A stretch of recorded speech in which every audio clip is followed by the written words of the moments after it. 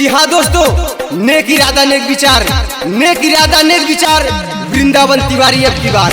जी हाँ साथियों, ग्राम सभा मुरारपट्टी मुकुंदपुर से आपका अपना नेक जनहितैषी एवं लोकप्रिय प्रत्याशी वृंदावन तिवारी जी को चुनाव चिन्ह किताब पर अपना पूर्ण मत देकर भारी मतों से विजयी बनाए एवं ग्राम सभा मुरारपट्टी मुकुंदपुर का विकास कराएं।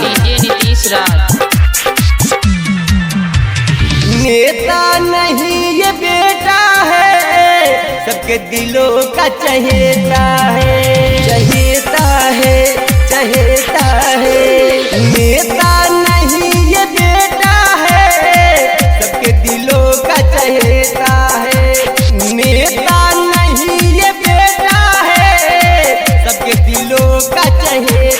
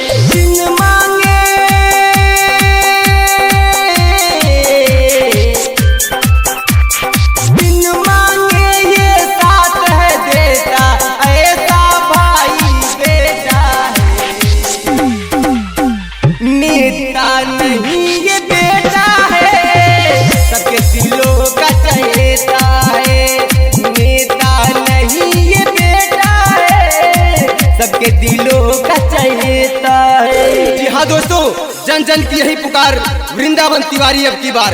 याद रखना ए चाची ए भैया, वृंदावन तिवारी किताब पर मोहर लगाकर भारी मतों से विजयी बनाए। ए बाबू ए चाची याद रखना, किताब पर मोहर लगाए, वृंदावन तिवारी जी को जिताएं।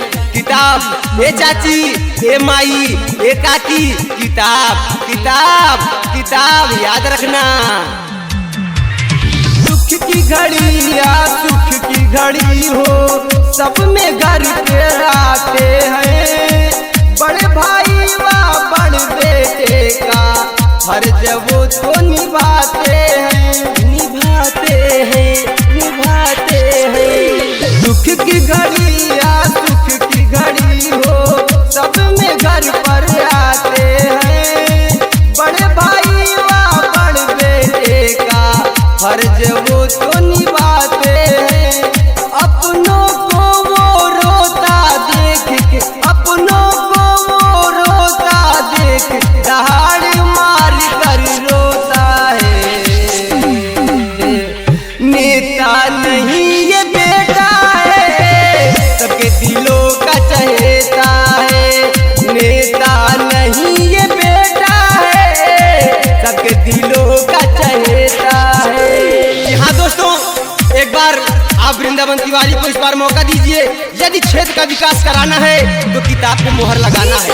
ए चाचा ए चाची ए माई ए भैया ए बहनी, याद रखे के बाद अब की 15 अप्रैल पे किताब पे मोहर लगा के वृंदावन तिवारी के जिताने के बाद याद रखना, यदि आप अपने बच्चों का भविष्य चाहते हैं, गाँव का विकास चाहते हैं, तो वृंदावन तिवारी के जिताने के बाद किताब। भले ही हम सब भूल है जाते, याद उन्हें सब रहता है।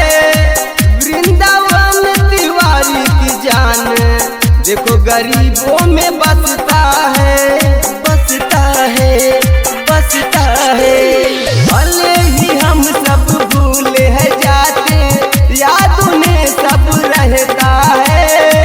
वृंदावन तिवारी की जान देखो गरीबों में बसता है। स्वच्छ छवि के कारण देखो, जन जन का ये चहेता है।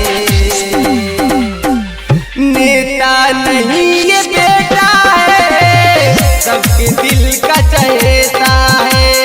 नेता नहीं ये बेटा है, सबके दिलों का चहेता है। हाँ भैया, समस्त ग्रामवासी मुरारपट्टी से निवेदन